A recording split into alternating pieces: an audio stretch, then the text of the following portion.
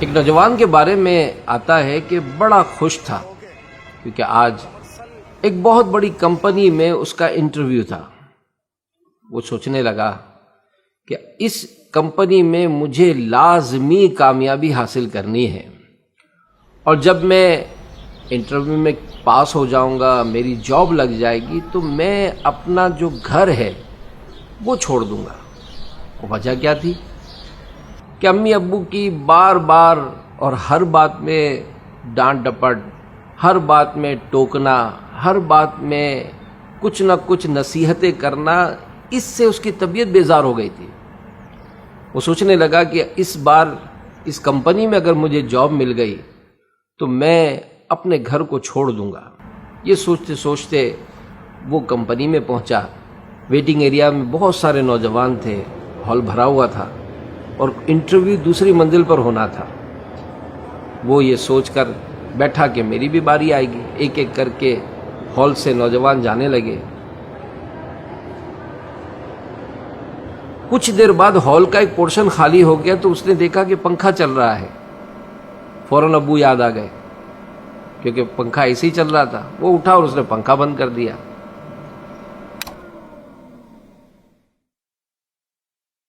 باہر نکلا تو ایک ٹیبل پر کولر رکھا ہوا تھا جس سے نل سے پانی ٹپک رہا تھا۔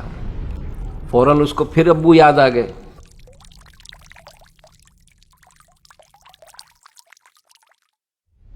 اس نے نل کو بھی ٹائٹ کیا۔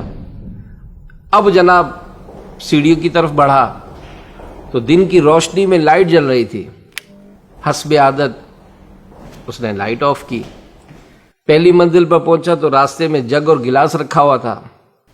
یہ سوچ کر کہ کہیں دوسروں کو ٹھوکر لگے گی تو زخمی نہ ہو جائے، اس نے جگ گلاس اٹھا کر ٹیبل پر رکھ دیا۔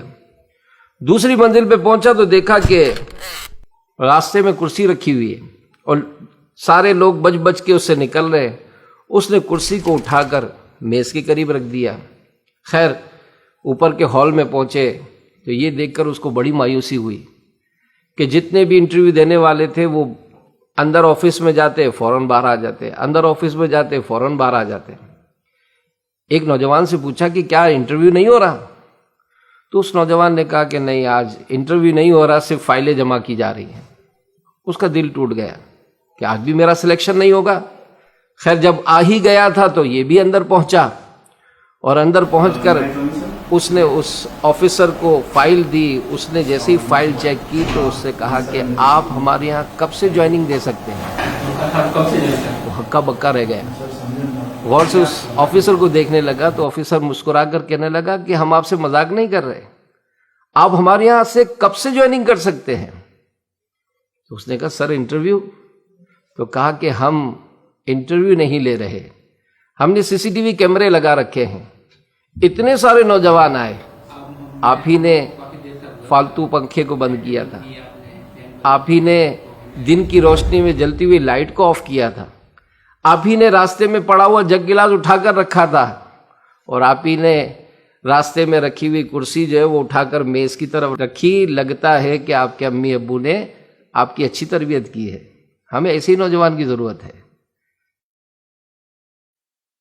سوشل میڈیا کے ناظرین، یہ بھی زندگی کا ایک انداز ہے کہ ایک شخص تو خود سوچتا ہے کہ میں کسی کے نہ مانوں، اور ایک وہ شخص جو اپنے خاندان میں اپنے بڑوں سے اور اپنے اساتذہ کی دی ہوئی تربیت کو اپنی زندگی کا حصہ بناتا ہے۔ وہ زندگی کے کئی مراحل میں، بلکہ اگر یوں کہا جائے کہ ہر مرحلے میں کامیابی حاصل کرتا ہے، کیونکہ اس نے اچھے لوگوں سے اچھی تربیت حاصل کی ہے اور اس اچھی تربیت کو اپنی زندگی کا حصہ بنایا ہے۔